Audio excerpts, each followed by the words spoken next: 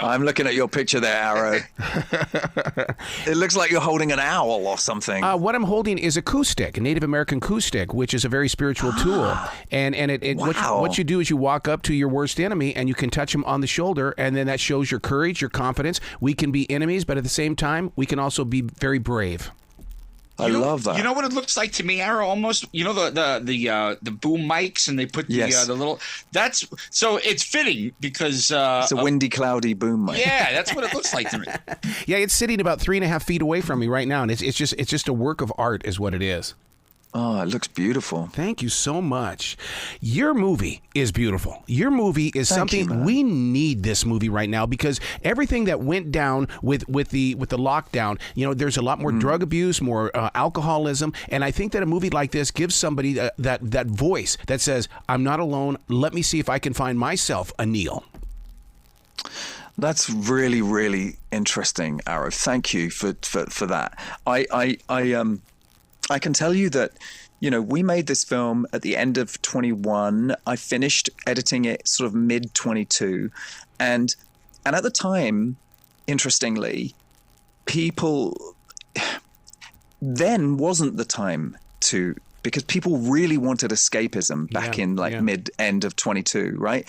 And so people were desperate for speedboat chases and car chases and funny buddy comedies and stuff, you know?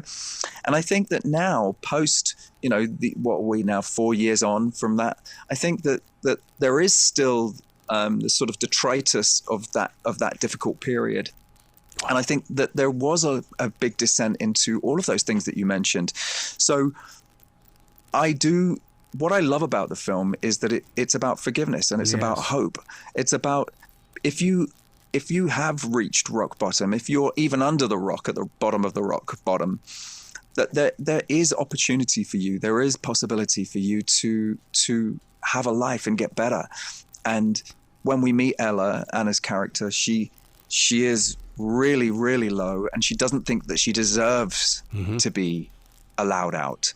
And she meets this young kid who sees her when everybody else finds her invisible, when she thinks she's invisible, when there's a 13-year-old boy who watches her and sees how sad she is, and he decides to sort of take it upon himself to help her get her self-worth back.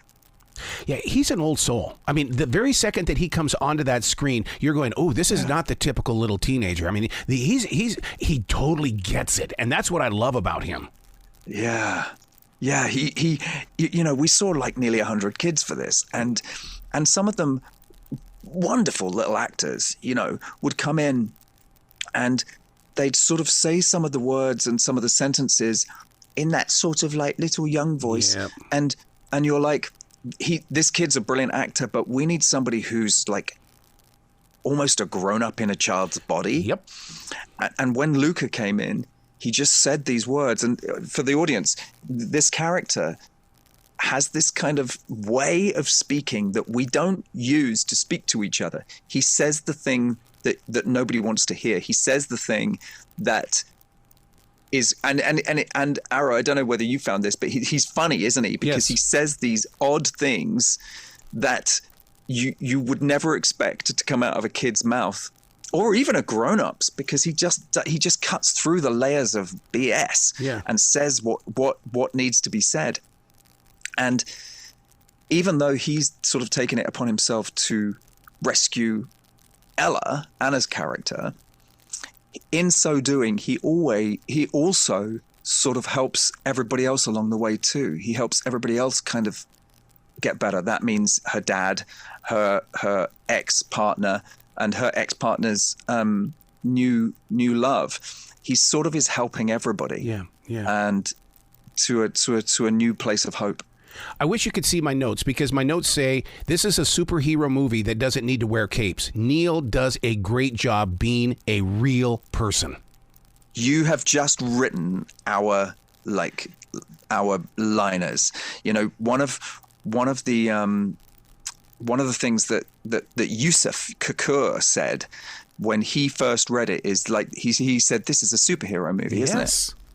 Yep. Yeah, he said it's like he said it's like a sad Mary Poppins, and which I really like that Neil represents this character who comes in and sort of spreads a little bit of sort of happiness and a bit of magic dust and gets everybody sort of back on track. Yeah, his presence on it. And I know we're spending a lot of time talking about Neil, but I mean, he's just you just found somebody. I mean, this is the diamond in the rough. And the thing is that it reminded me so much of when you have that first real conversation with your child or your grandchild, and you do a double and even a triple look. It's like, whoa, that just came from you. Yes, that's absolutely right. They have an affinity or an ability sometimes to be incredibly profound. Yeah. Without even sometimes realizing it. I got to tell you, though, with Ella, and I realize that so many times teen movies are called coming-of-age movies. I believe that this, for Ella, is a coming-of-age. Because as we transition into an older life, we need something that shows us that, oh, we're coming of age. We're just going to be a little bit older. Yeah, it's like the Saturn return, right? It's like it's like this idea, Anna's character has reached this point in her life where she just does not see the point in carrying on. She there's no way that she would end her life, because that would be the ultimate selfish thing to the kids. So she can't do that, but she can't see them either. So she's just in this kind of almost like this kind of limbo, and like she's sort of been trapped underwater and she can't kind of get out. And that plays a thematic later, it's that I think the thing that really attracted me to the idea of this is that that there is always a hand there, like ready to help you, whether you can see it or not.